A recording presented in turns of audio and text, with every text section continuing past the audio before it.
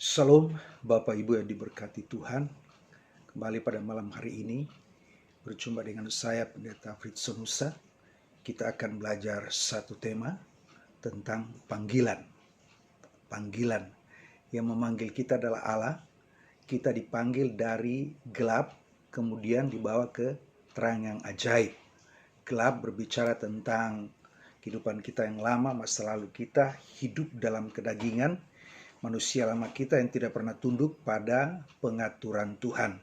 Dibawa ke dalam terang yang ajaib. Terang berbicara tentang sukacita, bicara tentang damai, bicara tentang Yesus yang berkata, "Akulah terang dunia."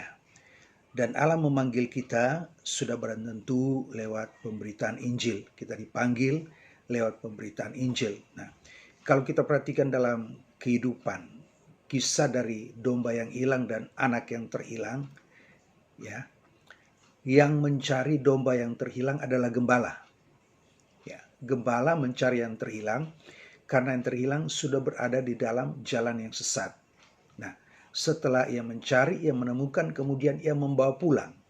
Ia membawa pulang artinya apa? Dia memisahkan, ya, memisahkan, mengeluarkan, ya, domba yang tersesat ini dari kehidupan yang sesat untuk dibawa dalam kehidupan surgawi. Jadi ada gembala yang mencari domba. Ini metafora tentang Yesus, ya. Yesus mencari kita sebagai dombanya karena kita sesat jalan. Yang menyesatkan kita adalah dosa. Dan penyesatan itu berawal dari pikiran. Pikiran disesatkan sehingga apa? Langkah-langkah hidup kita pun ikut tersesat. Mulut kita pun ikut tersesat. Dan totalitas hidup kita tersesat. Yang dimulai dari apa? Pikiran yang sudah tidak sejalan lagi dengan pola pikir Allah, dengan kehendak Allah. Nah, kemudian kita lihat dalam kehidupan anak yang terhilang, ya, bapaknya memang merindukan dia. Sejak ia pergi meninggalkan rumah bapaknya, menerima warisan dalam bentuk mungkin tanah, mungkin ribuan ekor domba itu diuangkan, dijual, dan itulah bekal dia pergi merantau di tempat yang jauh. Dan sejak anaknya itu pergi, bapaknya memang tidak menyusul, mencari atau menyuruh hamba-hamba yang lain untuk mencari tuan muda ini. Tetapi bukan berarti bapaknya itu tidak merindukan anaknya. Sudah pasti merindukan. Mungkin setiap sore di depan rumah jalan, ya, jalan di mana anak itu pergi, disitulah bapaknya melihat, menanti kapan ini anak ini kembali. Tetapi, ya, tidak pergi mencari anak yang terhilang.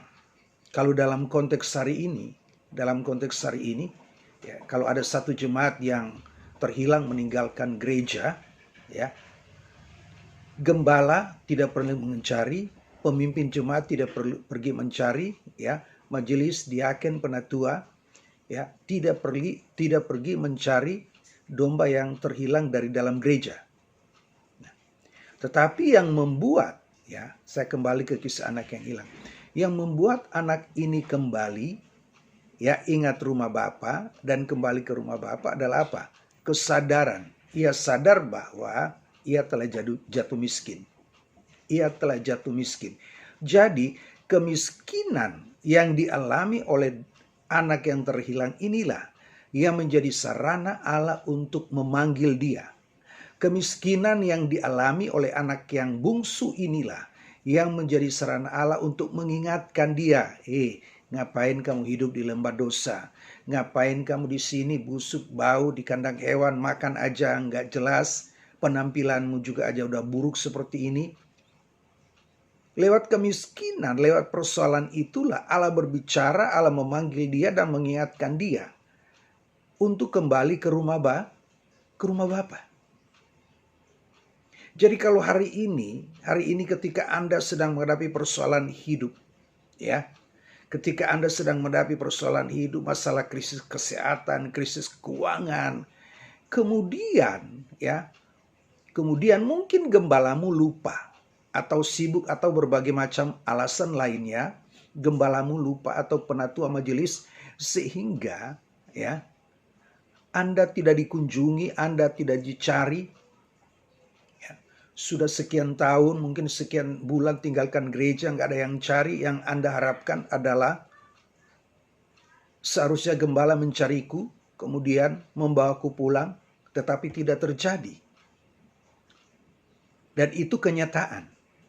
Kenyataan dalam pengembalaan. Kenyataan dalam pengembalaan. Namun, bukan berarti gembala agung yaitu Yesus meninggalkan. Mungkin gembalamu tidak mencarimu ketika engkau meninggalkan gereja, tempat Anda digembalakan. Tetapi bukan berarti Yesus tidak mencarimu. Tetapi bukan berarti Yesus sebagai gembala agung tidak menjumpaimu. Ingat anak yang hilang. Dia kembali bukan karena, kalau dalam konteks hari ini, bukan karena dia dicari oleh gembala, dicari oleh penatua majelis, pengurus gereja, tidak. Dia kembali karena ia sadar. Ia sadar, ia ingat rumah bapaknya banyak makanan. Demikian juga dengan Anda yang hari ini mungkin tidak terjangkau oleh pelayanan penggembalaan, ya. Gak usah berkecil hati, gak usah kecewa. Ingat, Allah sedang memanggilmu lewat persoalan hidup yang Anda hadapi hari ini, yang Anda alami hari ini. Itu adalah sarana yang dipakai. Ya, itu adalah sarana. Jadi persoalan hidup yang Anda hadapi, mungkin itu krisis kesehatan, krisis keuangan, atau berbagai multi krisis lainnya sedang Anda hadapi. Lihatlah bahwa itu adalah utusan Allah. Amin. Lihatlah bahwa itu adalah utusan Allah. Itu adalah gembala yang sedang menjumpaimu. Amin. Persoalan hidup yang sedang datang di hidupmu dan sedang engkau alami, lihatlah itu bahwa itu adalah utusan Tuhan. Utusan Tuhan untuk berbicara, untuk mengingatkanmu dan kembali. Sehingga engkau kembali sadar untuk mencari Tuhan. Jadi jangan berharap untuk orang menjumpaimu dan mencarimu.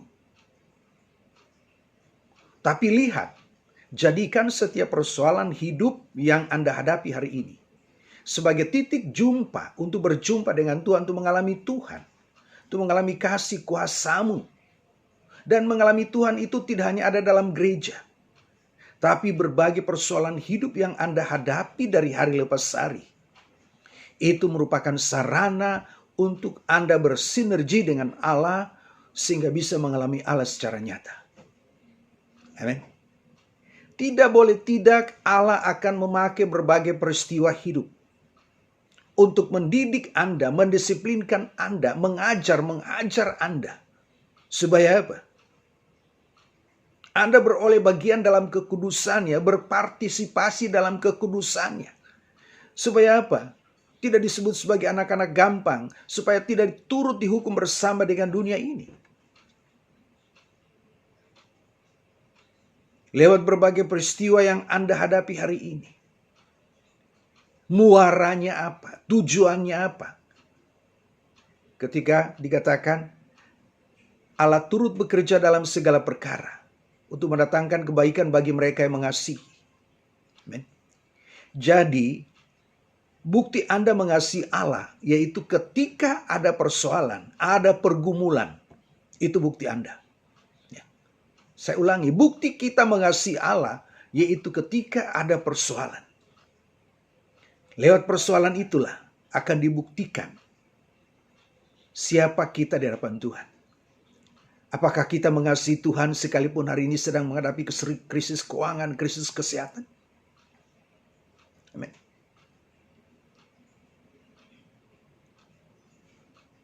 Kemudian ayat 29, untuk mendatangkan kebaikan. Apa itu kebaikan? Bukan berbicara tentang perubahan status sosial atau harta yang bertambah, tidak. Kebaikan di sini adalah segambar dengan Yesus. Jadi lewat berbagai peristiwa Anda bersinergi sebagai bukti Anda mengasihi Allah.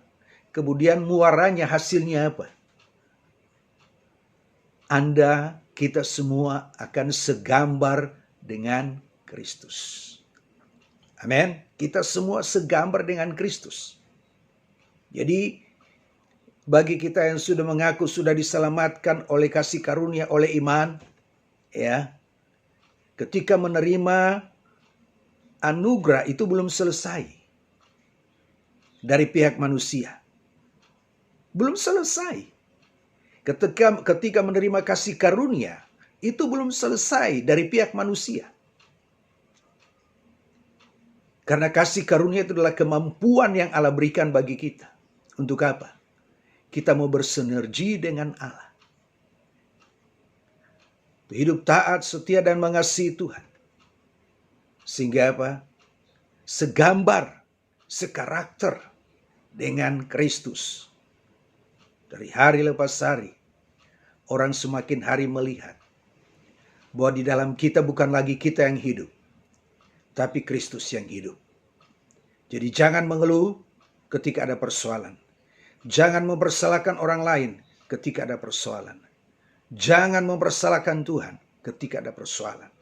Lewat persoalan itulah menjadi alat bagaimana Allah sekolahkan kita. Allah sekolahkan mulut kita yang sering menggerutu, mempersalahkan orang supaya bertobat. Lewat berbagai persoalan yang kita hadapi, ada ucapan bibir yang sungguh memuliakan Dia. Haleluya. Amin.